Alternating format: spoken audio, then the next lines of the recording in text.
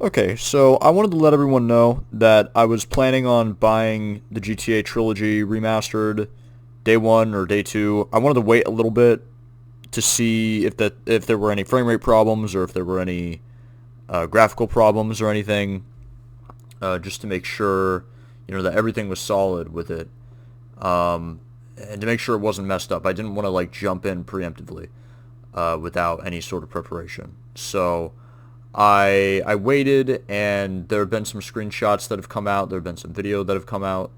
Link in the description to that before it's taken down, which it might be taken down at a certain point because it was leaked early. However, I really have no pity, or I really don't care that it was leaked, because Rockstar honestly should have been putting out this information from the get-go. They should have been putting out videos and more screenshots and exposing the game more before it was released.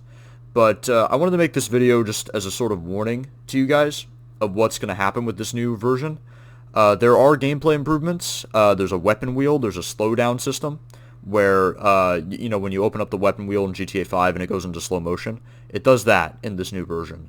And the aiming is tweaked more to kind of fit GTA 4 a little bit, where you lock on and you kind of snap on, and you sort of snap to a target and lock on and can kind of move around a little bit. It's kind of like GTA 4 from what I've seen of it.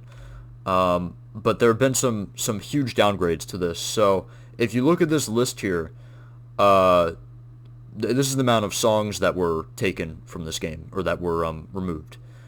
Back before, they had done updates, and they had updated the Steam version and updated the PlayStation 4 and PS3 versions to remove songs.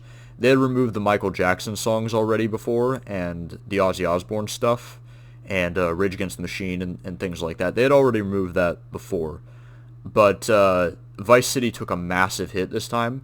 Most of the songs that are gone from San Andreas were already gone before, like a lot of the James Brown and Joe Cocker, Woman to Woman, Running Down a Dream by Tom Petty. A lot of that was already removed from the original San Andreas that they re-released, several years ago, and then took all the songs out.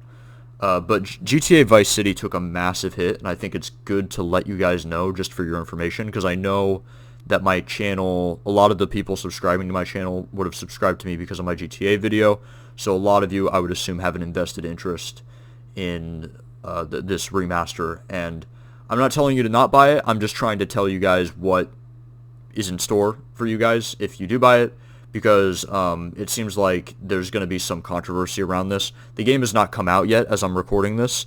We're about 12 hours away from it being released, I want to say, or maybe 9 hours away by the time I'm recording this, so it's coming out soon. It's not out yet, but if you look at this list of songs, She Sells Sanctuary by The Cult, that is removed. Video Killed the Radio Star, a classic, that's gone. Obsession, Shoot the Poison Arrow to the Heart, that song, that's gone. And a lot of the hip-hop songs are gone. The Love Fist song is gone, which I don't understand, because I don't know what the rights for that... I don't even know how that works, because Love Fist was a made-up band for GTA, so how do you remove that? I don't understand, unless they were just ashamed of it because it was bad or whatever. What other ones are here? Come On Feel the Noise, that's gone. Working for the Weekend, that's a huge one. Huge, very, very 80s song, gone. So, oh yeah, and Gary Newman, Cars by Gary Newman, that's gone too. So the Wave, or Wave 103, took a huge hit with this re-release. So I thought I would let you guys know that, just in case it would be a determining factor in you buying this re-release at full price, $60. The other things are, there have been some, graphical updates, and there have been some images online, specifically on 4chan, that have been spread around that people are memeing about, and showing like, hey, this looks like trash or whatever. And, they're cherry-picking examples. However, it's worth noting, like, when I say cherry-picking, I don't want to like minimalize it, because it looks like shit, like, in my opinion. Like, the character models, they look very bad. However, the good that comes from it is that the environments look way better. Like, the environments in this look so much more modern and more like a 360 game. So I'm really thankful for what they did with that, with the lighting and all that. But these character models, I mean, it's not a joke. They look way worse in a weird sort of way. They look very,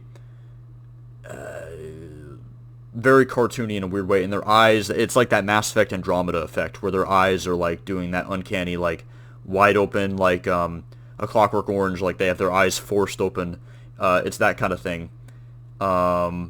That's a cherry-picked example of Mike Torino. His model actually looks okay overall, but his neck is kind of elongated in that. So, like, the way these things are done, it doesn't quite translate. And, you know, these models, updating them would be a little bit hard to do anyways. They're kind of trying to keep the proportions, so I understand what they're doing. But it seems like they ran into some struggles when they were trying to translate this over.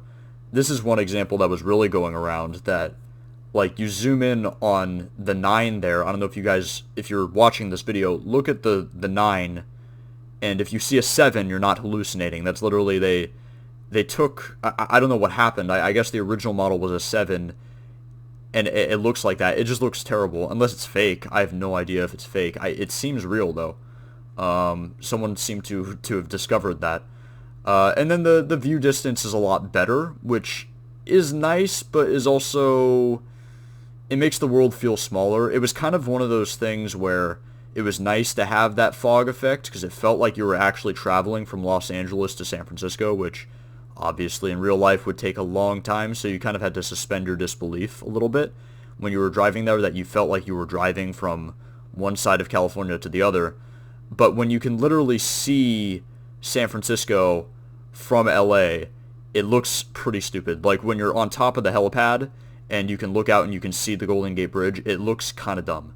So all that stuff is just an FYI in case anyone's going to be purchasing this.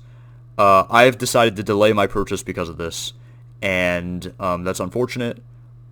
I was actually excited for this. I was preparing. I was replaying Liberty City Stories, actually, on my PS3 to prepare to replay GTA 3, and I've now decided to delay that playthrough.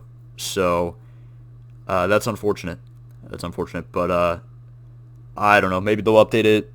Maybe mods will clean it up. It's on a new engine now, so it's whatever. But I just wanted to do that as an FYI for anyone that's watching this. Just, I'm not a news channel. I'm a whatever channel. I'm a me channel. So, or it's a me channel. It's whatever. But I figured I would give you guys this little bit of news, because I know that a lot of the people that are watching my channel and that subscribe to me are GTA fans, and probably had this announcement of a re-release probably piqued some of your interest. And I'm just here to warn you that there's gonna be some problems with this, probably, and there's probably gonna be some controversy surrounding it. So that's all I wanted to say.